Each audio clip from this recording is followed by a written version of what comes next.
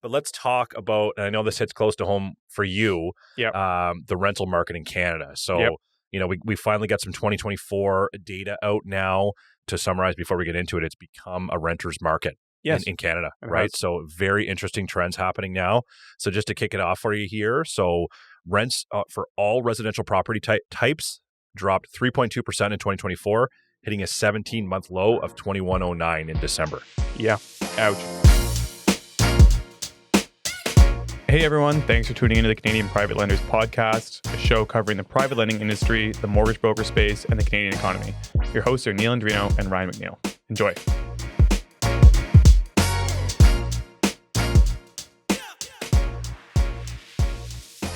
All right, everybody, welcome back. It's episode 66 of the Canadian Private Lenders Podcast with your hosts, Ryan and Neal. Neal, welcome back. Thank you very much. That was a very long trip. Yeah. The longest trip I'd been on in literally 10 years. Yeah? Minus the fact that I got stuck in Peru during COVID. If you don't count what was not supposed to happen, I haven't had a planned trip that was this long. I was gone for 24 days to Vietnam. Wow. Which was wild. That is a long trip. Yeah. It was really fun. And I've said this to everyone, when you go on a trip and you feel that desire to come home, like it's going to be away, but you want to get home. Sure. I honestly wasn't at that point of feeling that. Wow. When I was in Vietnam. It for whatever reason, I was just really enjoying the time there. It was so different. Getting back to cold darkness is tough, and then they also just so many people and so much going on. Like it's sensory overload, which I think I actually enjoy. Like you walk out of your place and there's cars and scooters and people going everywhere and little businesses and people selling you stuff and things going up and down, and it was. So do you see future Neal living in Vietnam? Yeah, that's gonna be my new spot. I actually did look at the real estate just I'm always curious. It's expensive. Like everything's very cheap, right? Like I you can go for lunch and get a beer with your buddy for like $10. Mm-hmm. That's for both people's food and beers. Sure. But then to buy a commercial property, it's like $1 million.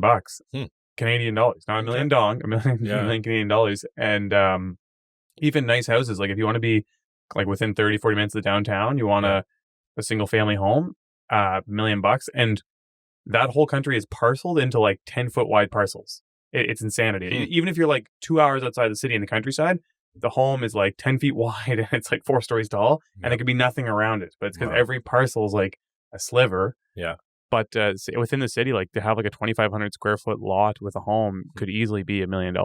Any idea what the rent versus own split is? I think it's majority rent. Okay. And the other thing is they don't do debt, which is crazy. Everything's cash. Wow. So like these are $1 million homes. People are buying them for cash.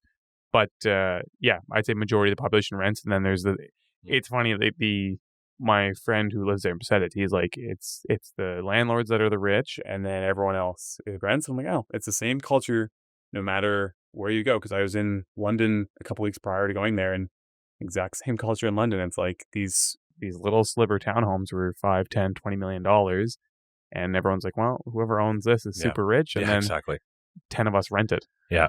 So, anyways, and then now you're back in Nova Scotia. It's minus $1 billion, and it's miserable and dark outside. Yeah, and I'm back in the office every day. So here we are. Good stuff. Real life. We got a lot to get to in this episode, Neal. So our primary focus here is going to be a rental market update, and kind of geographically what's going on across the country. Yeah, some pretty significant updates there, but we're going to have to talk about the Trumpster here. I think out of the gate, like there's some big news obviously going around now that are going to have direct impacts on Canada. Funny that my notes here show the first point is that Trump's tariff promise is on hold.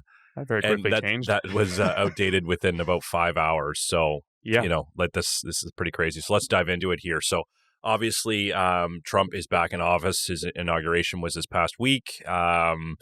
And of course, there's been the buzz that he's going to implement the 25% tariff across the board in Canada and Mexico. Yep. At his inauguration speech, he said that's kind of on hold for now. And then by the end of that evening, it was actually that's coming in February 1st. And we're still going to do the 25. And I wonder, so the reason, why do you think he brought it back? Why did the party bring it back? He probably saw the relief on the Canadian politician's eyes, and he was like, let me reel that back a little bit. Personally, when he reeled it back, even though it's probably, I think, a benefit. Well, maybe not. I don't know. But when he reeled it back, I immediately lost a bit of respect and faith in who Trump is, and part of the reason why I would have been maybe partially in support of him, because I was like, careful. We're about to lose a lot of listeners. I know. I'm not, look, I'm going to very quickly say I'm not like for Trump's character and a lot of his beliefs. Yeah. Do I think there's, am I looking forward to change? Do I even think that there was a need for change? Not necessarily. Am I looking forward to seeing what comes of it? I am. Yeah. And so I think that's where Trump is interesting. And which is why I may have had a bit of support for him. But anyway, to go all the way back to the tariffs, when he reeled it back, my whole outlook on Trump changed, because I always was like, the reason that one of the big points is that I think he's good or could be good is that he stands behind, sticks to his words, stands behind what he believes in, and makes the things happen. And so for him to reel back one of the biggest items that was impacting us so quickly, I was like, oh, well, now he's like every other politician, where they beak off and they say make all these promises and then very quickly don't act on them. I know what you mean. He broke that immediately. I know what you mean. And I think he said in the moment too that he needed more time to review where they were at, right? So I don't know if that was, an advisor in his ear on something like that, but he quickly turned back later that day, and I don't know if there was too much buzz about him bailing on it or not, and he went right back to it, blaming Canada for having too many illegal immigrants come across the border, all and the being all the fentanyl, which we've talked about. It's a minimal amount versus other areas, but not in Mr. Trump's eyes. So that's going to be interesting. So what else are we going to see here? So a memorandum is going to direct federal agencies to evaluate the trade deficits and the current policies of other countries, including those of Canada. That's what was kind of mentioned by Mr. Trump. So I'm not sure it's going to matter at the end of the day. It sort of feels like he's just going to make an excuse for whatever reason he needs to implement this. But, it does appear that there'll be some review and hopefully some negotiation.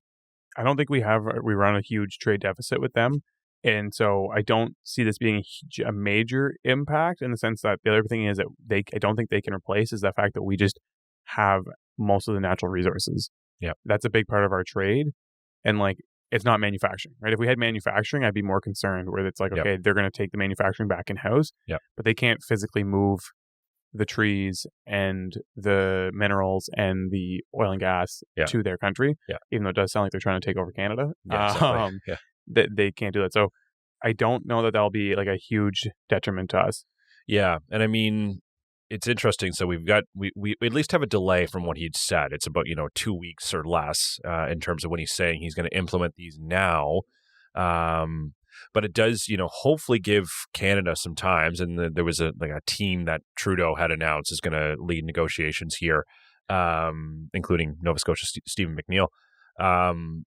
But there's hopefully an opportunity there to address some of the concerns about that border security and drug trade and whatever else. But again, I'm still not convinced that it's going to matter. In the negotiation? In the negotiation, I think it's just going to come down and slap it down. That's kind of what it sounds like, regardless of what goes back and forth. You know what, to go back on the tariff thing for a quick second, that I'm really optimistic about? Like the border security, I think, to your point, is just kind of a fluff point, and I don't think it's really, what can we do? Like, we can build a wall for which would make any sense with the amount of volume of crap that's going across our border, whether it's people or drugs or whatever. The tariff actually could become a really good thing, where it might change the mindset of Canada a little bit. To be like, you know what, we actually need to handle some of our own stuff in-house. We need to manufacture in-house. We need to be able to supply our own nation in-house, because otherwise we are way too at the beck and call of the States. Yeah. So it might actually spur some internal growth, hopefully. Yeah. That's where I could see that going. Again, it takes years to see the outcome of that. And then in the short term, it's a lot of pain. But it might be like, okay, you know what? We can't just have this blind reliance on the States that they're just always going to support us. Yeah. I'm not convinced of that. And I think, the response from the Canadian government too is that then, as soon as this does come into play, there's retaliatory tariffs coming in, locked and loaded, I think was the term used, that they're going to just retaliate as much as they can. And they're going to target primarily Republican states first, to have the maximum impact on jobs, apparently. So we don't have the firepower to fight back. Well, I don't mean like in a war. We've got the resources at least, but We don't consume them, so if we can't sell them to anyone, we're screwed. Yeah. So it's going to be interesting. But I mean, that'll hurt the U.S. as well, right? If they have to pivot and go elsewhere to get those resources at a higher cost, right? Like, it's just problem with the States is their culture is like, okay, if we can't do it, then we're going to make it ourselves. Yeah. Like, they're all about the either you work with us and make it advantageous for us, otherwise we'll find another solution. That's versus, to your point, Canada's not that culture. They're like, well, we just got bulldozed. Yeah. So I'm hoping it instills a little bit of that culture. We'll see. And then, so when he didn't announce them immediately as well, your favorite topic, Neil, the Canadian dollar actually briefly rose above 70 cents, big gains. Woo.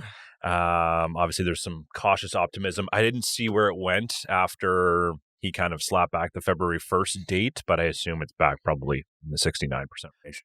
Yeah, which is 69% range. Rough, very rough. Yeah. So, okay, so what does this mean, right? Like, how could this impact us? So the U.S. tariffs could affect Canadian mortgage rates, but any impact of that is likely going to be reversed within your standard 5-year terms overall, right? Like, there could be some short-term spikes in a period of time here, but things will settle over a period of time. So, not convinced it's going to cause any craziness in terms of the mortgage rates in the market. Okay. Pause for a quick second, because I think we skipped a couple steps here and I know this is probably a little bit longer episode because we have a lot. Yeah. Two things I want to add. First, I guess I'll comment on your mortgage rate comment. Do you not see in the coming, so like a lot of this leads to inflation is my mindset, right? Yeah, where our dollar's for low. Sure. Yep. Combined with tariffs, like, do you not see, and then additionally our currency's not really high demand and economic strength is weak. That's the tough part. So the economy's weak, but do you think that they might have to raise rates if inflation continues to persist? And it's not because of spending, but it's to actually bolster some of the value of our dollar? Yeah, absolutely. That could happen. But what I think we're still going to see is we're going to see short-term rates going down as a result.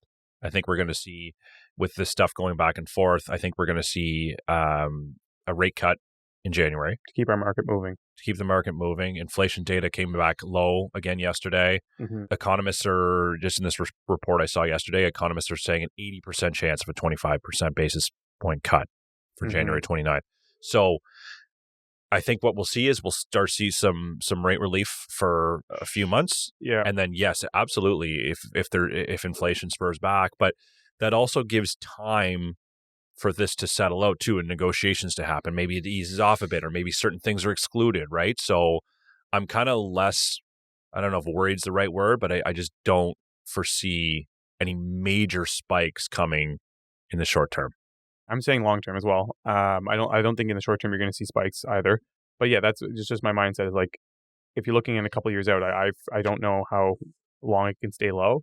Just had a thought that crossed my mind that I want to share, and just for our listeners as a thought process. But with our dollar being low, there's an opportunity for an influx of capital and for us to have somewhat what we feel like is a profit because things are so cheap here, so people continue to buy from us. Yep. And by him slapping in the tariff, he's almost sucking up that opportunity. Yeah. He basically levels the playing field for the States, and he also basically neuters Canada in the sense that, okay, there's a chance for us to sell a bunch of product and maybe save ourselves a little bit when the dollar's this low. Yeah. And it absolutely obliterates us in doing so, it's not good. Which could force the dollar further down. Yep. To try and make up for that. So it's actually quite scary for Canada. It definitely is. And if you look at the trade war that could happen, those retaliatory tariffs that we touched on will only slightly affect U.S. economic growth by the tune of 0.2%. Yeah. Versus us, it's going to have a much larger impact in the 2% range. That's what kind of economists are forecasting there. Yeah, right? It's immense. So there's a mortgage rate impact, then there's the dollar, the value of homes impact. I think it'll actually continue to bolster the value of the houses. But I've been having this moment, we talked about this in the past, it's almost a falsified positivity though, because the prices are in Canadian dollars. Mm-hmm. And so yes, the price is up. Yep. But when that dollar is not worth much, dollar isn't worth anything. So. And it's no joke. We're down 10%. So if you think we're down 30 from technically if we base it off the US dollar. If you think about the last year where it's come down say 10%, house prices on average went up 4%. Yeah. See, we actually did depreciate on our real estate. But most homeowners are, living in Canada, have all their assets in Canada, are only focused on what that means relative to their incomes and personal net worth. And I say this more so for an investor listening. Totally. Than a Canadian homeowner. I was having this conversation with my family yesterday, and I was like, what, for you guys, this would be no stress. For sure. Everything you do is in Canada, all your dollars in Canadian. This isn't a bad thing. Yep.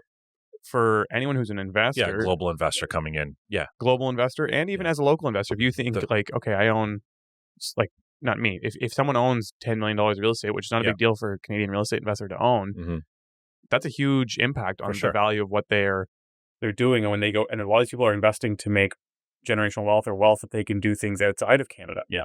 And they're going to feel that impact quite heavily. Yeah. So speaking of politics here, so there's a bit of a change in leadership ongoing in Canada, you may have heard. And that's likely going to complicate these sticky negotiations here. Yeah. With your guy, Pierre Poilievre, pushing for reduced U.S. reliance as well, which is kind of interesting. So, and it's going to be interesting. I think we're going to jump into the Liberal profile, candidate profiles here next. But, if it is Mark Carney, he's got close ties with the U.S. and that could be interesting too, to kind of see where that goes. But yeah, so do you want to jump right into that? Anything else you wanted to add on the U.S. side? The last one, which is more local, I'm going to add one little last point, is Greenland. Yeah. Okay. The comments on Greenland, and I actually had. It's up for sale. Yeah. Well, based on Trump, it's up for sale. Yeah. Based on Greenland, they are not up for sale. Right. But I did have someone from the States message me like a Greenland takeover would be really beneficial for Nova Scotia, just because we're the nearest port. Nearest major international port. Interesting. And he's like, it would actually have. What about Newfoundland? Don't forget about them. I don't know if they can handle the volume that would need to be moved with the rail lines. But they felt that Nova Scotia would be a really strong beneficiary of a Greenland takeover. But anyways, just throwing it out there. Cool. So cool. Let's touch on quickly before we get into the rental market, Neil. Let's touch on the Canadian Liberal leadership race. So, of course, Mr. Trudeau resigned early January. And now we've got the candidates shaping up. So there's 3 candidates that have said they were going to run in the leadership race.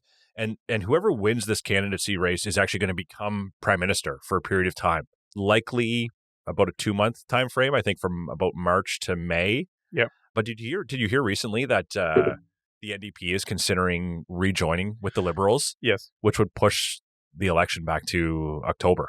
I did hear that. Which, yeah. Anyways, it's a waste. It's a waste of everybody's time. Yeah, it's a waste of everybody's time. Let's get to the point here. But anyways, so candidate profiles. I'll quickly go through the 3 of them here, Neil. We've got Mark Carney, who's likely the front runner. I think, did I put the chart in? Yeah. Next page, he's got about a 65% chance of winning this race, so that's pretty substantial. Yeah. He promises to focus on fixing the economy, leveraging experience in monetary policy and investment banking.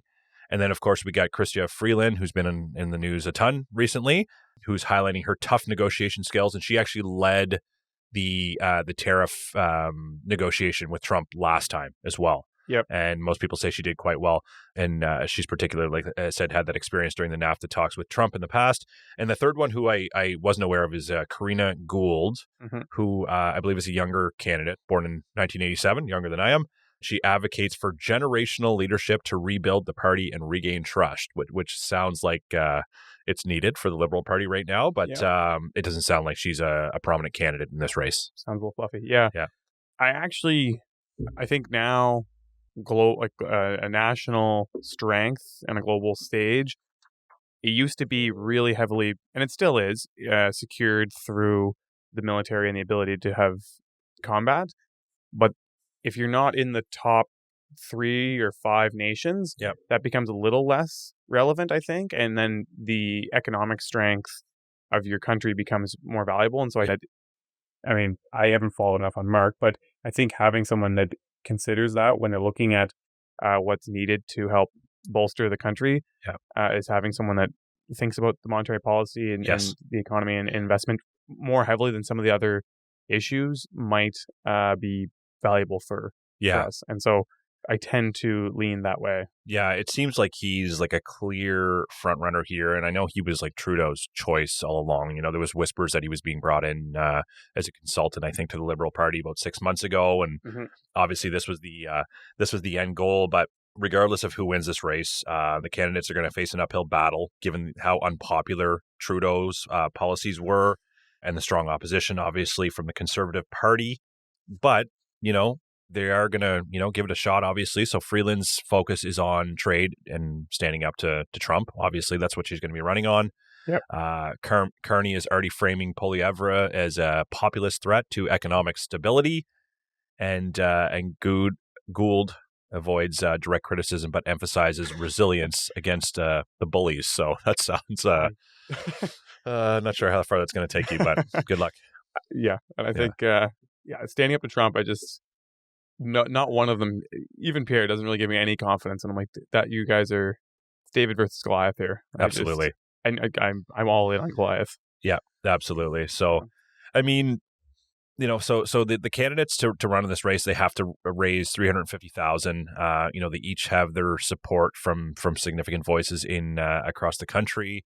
But the leadership open is going to hinge on their ability to rejuvenate the Liberal brand and rally support amid, of course, they've got their divisions in the party and some major financial challenges.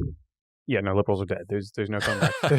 There's no comeback from this. And I'm not saying this as like I'm thinking that I personally feel that they're dead. I just mean like this from my perspective. That's the sentiment right now. So let me put it this way. So I'm not sure which party you typically vote for. It doesn't really matter, but there's a lot of Liberal voters in Canada. Just historically, there is, right? Culturally, that's and there's a lot of like central type people who lean Liberal. I'd say historically, obviously, the Liberal Party's in very bad shape right now. Do you think where Mark Carney has like this experience with the Bank of Canada and the Bank of England, and that the economic issues are like the biggest thing, maybe aside from the tariffs right now, but the most prominent thing that they're going to run on? Do you think he can get close? Do you think it can be closer than it was? Do you think it could be a potential conservative minority versus a conservative majority? Potentially on the minority stats, but I don't think it's because of Mark. I think that might just be because there is, to your point, culturally so many Liberals within Canada. Yeah. Like that's just kind of the way that Canada operates. We almost look at it as like USA is conservative and Canada's liberal. Sure. But I think he runs on the right platform that we need, and I think what people are starting to want and look for. But I think the Liberal Party is just too down at this point, and the Canada as a whole just wants a change. Sure. That it's too far gone. And this was actually something interesting that I chatted with somebody from the UK last week, and they're like, oh, it's funny, like we're in the same boat, but we're going from liberal to conservative. Yep. And if you look at it, most countries right now are just switching whichever party's in place, because typically they were in place during the COVID era. And so they ran through this huge uproar and now this huge downfall. Yep. And so every country's going through this like retraction, the post-COVID retraction. Yep. And so everyone's just looking negatively at whatever political party's in. For sure. And then voting aggressively for the other. Yeah. And so I think we're also victim of that. And so I don't think there's anything a Liberal person could say or do at this point to swing it back around in their favor. Yeah, I slightly disagree with you on that. I do think that there's some people who are so staunchly liberal in the country that were ready to jump over because they were so sick of Trudeau that Carney will be enough of an excuse for them to stick on. Yeah, that's what I feel. And I don't think it's going to sway the election one way or another. I just feel like he's a pretty big name. And I'm agreeing with you on that. Right? I feel the exact same way. Yeah, I think Carney is going to keep some people on, but I don't think he's going to be able to swing the election. For sure. Yeah. I think he might, to your point, it might put a minority for conservatives, but which would probably be not ideal for what our country needs right now. No, then we just get back in the same place if nothing changes. Exactly, nothing changes. So, anyways, I think we're 20 plus minutes in and we haven't got to our topic of the day yet, but there's a lot of lots going on. So that was an interesting discussion, Neil. But let's talk about, and I know this hits close to home for you, the rental market in Canada. So. We finally got some 2024 data out now.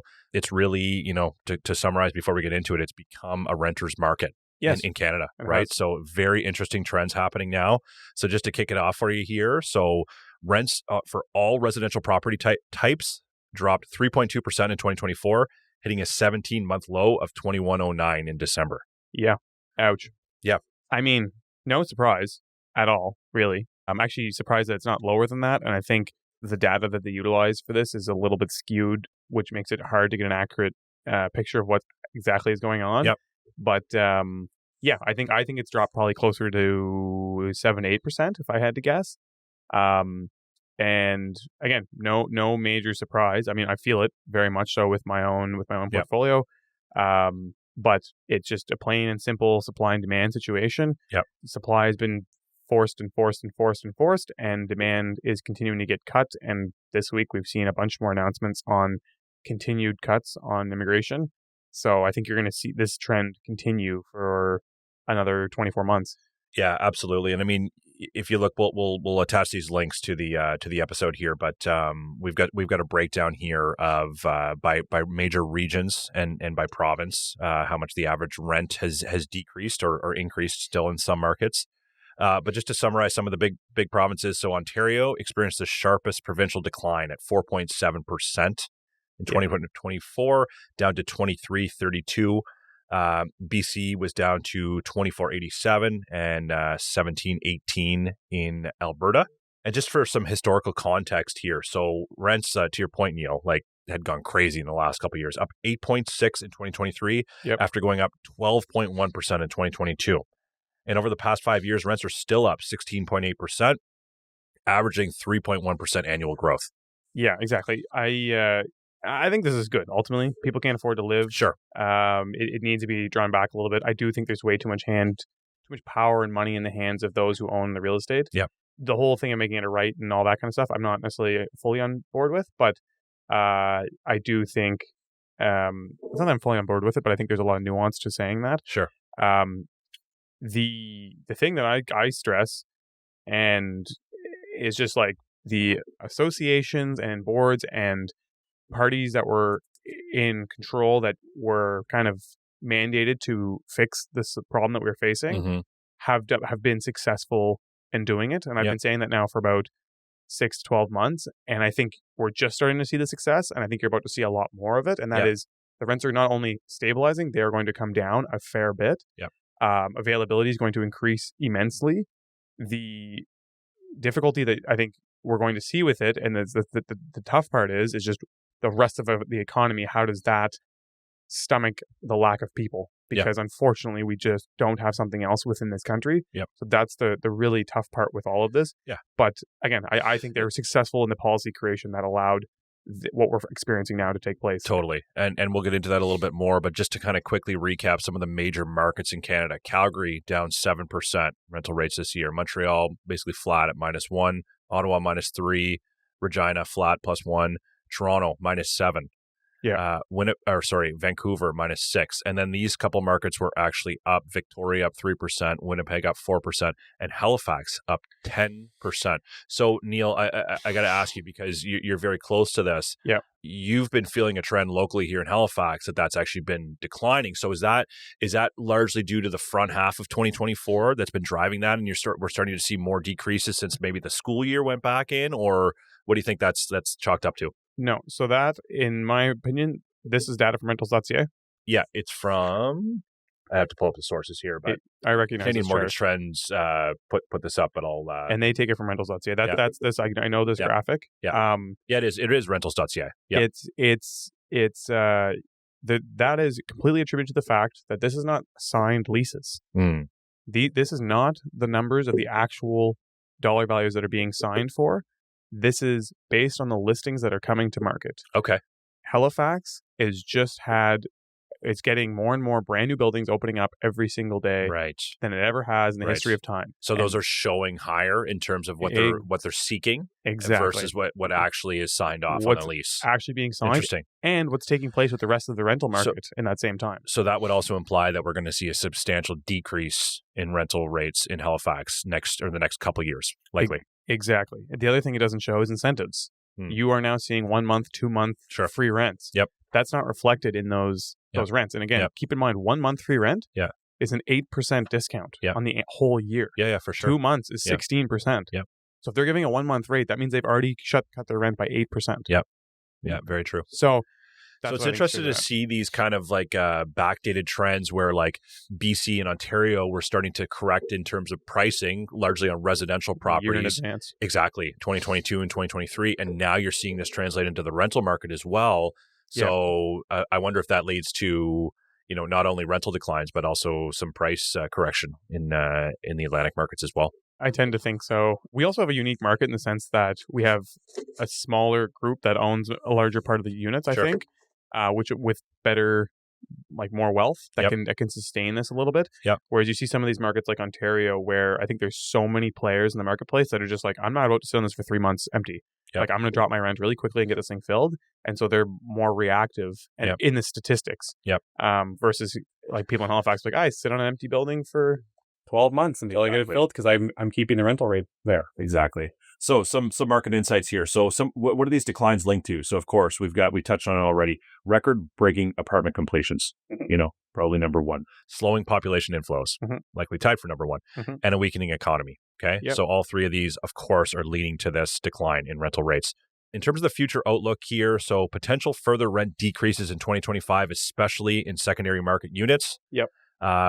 Although the declines, I'll see if you agree with this one here, and there's a quote below that I'll get you to read as well, but declines likely temporary due to longer-term undersupply of rentals and a slowdown in construction. So hold your thought on that. And rents expected to accelerate in coming years as supply constraints persist. So do you want to read this quote here, Neil? And then I'll just get you to comment on if you agree wholeheartedly with that. Yeah, so this quote's from Sean Hildebrand. The rental market softened across most parts of the country last year. Any rent decline should be temporary and remain minimal due to a long-term undersupply of rental units in the country. I don't agree. You know that. What's this long-term undersupply idea? Because ultimately, like, people don't, it's not like it's like there's like a growth of people or demand. It's not like some other usage product where consumption might increase. Like even like energy, it's like ultimately the consumption keeps increasing. That doesn't happen with apartments unless there's population growth, and organically we don't have that. It's based on policy of immigration, which they're continuing to cut.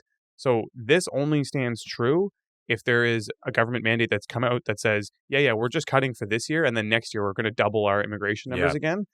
Well, I think, I know I've heard our guy Daniel Foch talk about this before, but I think in the Torontos, the big centers, condo starts have slowed to a crawl because of costs, and there's a lack of uptake there, right? Yep. And they see that that's only going to translate into the market 2-3 years from now when those completions would have taken place and do not, right? Yes. So there's going to be a long period where there was no construction, and then when those start ramping up again in 2-3 years from now, there's a gap in the market, right? So I think that is a legitimate reason as to why there could be an uptick there in rental rates, and it could end up being shorter term.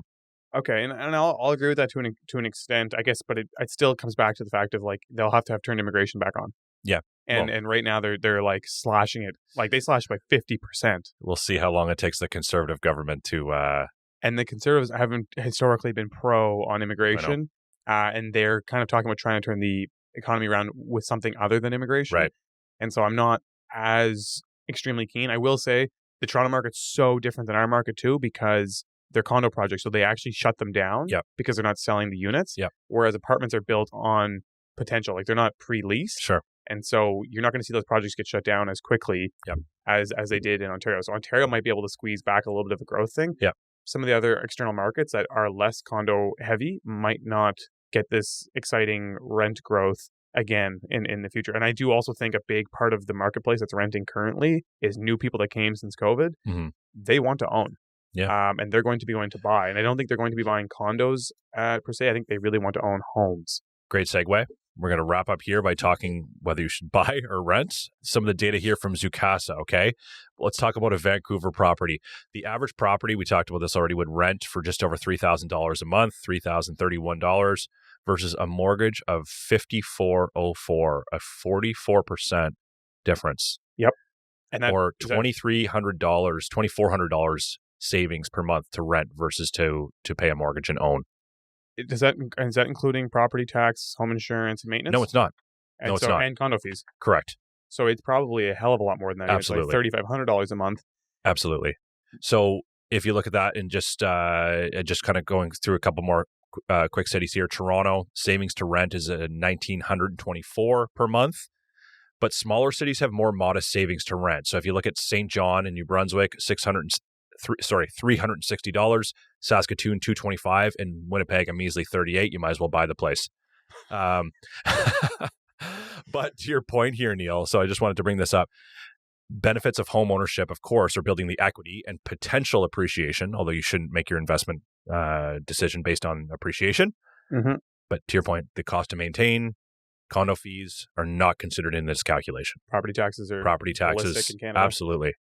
And only increasing. Obviously, and then there isn't the potential appreciation, which is what everyone banks on. And I've talked about this. The window we just went through, the average person made more money on the appreciation of their home than the salary that they took home. Yeah. It's also tax-free. Do I think buying a home is a good idea?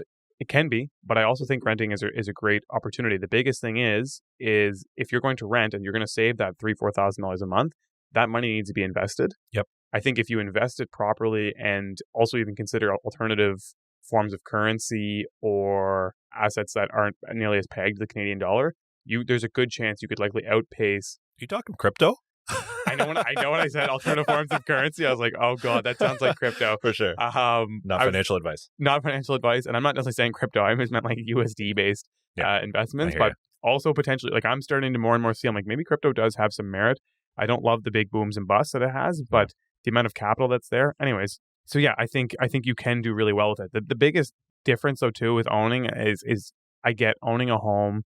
There's a lot of merit in not being potentially evicted. The extra space that comes with the house, the security, all those things that I think you can't really put a value on. Like that's important for a family. Yep. So that makes sense. But you're seeing a big trend right now around renting does make a lot of sense. And in a lot of countries that are become expensive for a long period of time, people rent their entire life. So I think you need to look at your situation and decide what makes the most sense. But I don't think you can blindly say buying is the best thing ever and it's a great investment. And I don't think you can blindly say renting is the best situation. Come on, Neil, pick a side. Well, the decision's already made for you, because if you look at what Canadians pick based on the 2021 census, 65.5% of Canadians own their homes. So 2 in 3 own their homes. And to your point, people want to own a home here, right? Whether they're coming from outside or they've grown up in Canada. I'm a numbers guy. The numbers are clear. If you can't afford it, you should be renting right now. Yeah. Like, I mean, the numbers are very, very clear. Depending on market, of course, right? But I'm talking the majority of the population in the Torontos and the Vancouvers, they should probably be renting unless you have enough of a significant net worth or income to justify the purchase. And you're betting on, and especially if it's an investment and it doesn't cash flow, you're betting on price appreciation, right? Which is not a guarantee. That's the thing, is this is eternal price appreciation. This is a whole nother conversation, but it goes back to the idea. It's also like if you have an extra $3,000 a month, like you're more likely to go out and you're more likely to travel and maybe you have a little bit nicer car. Like there's a bunch of other things in your life that you might enjoy a little bit more. And it's like just less stress. There's less stress involved with it. You also feel a bit of freedom to potentially move around. You lock the door. You don't have to worry about anything. Like something floods and you're like, oh, whatever. Like, I rent this place. So absolutely. Again, I don't know. It's okay. Yeah. Let's wrap up here. So just wanted to touch on this point from Daniel Foch from Valerie.ca and of course the Canadian Real Estate Investor Podcast, which we're big fans of.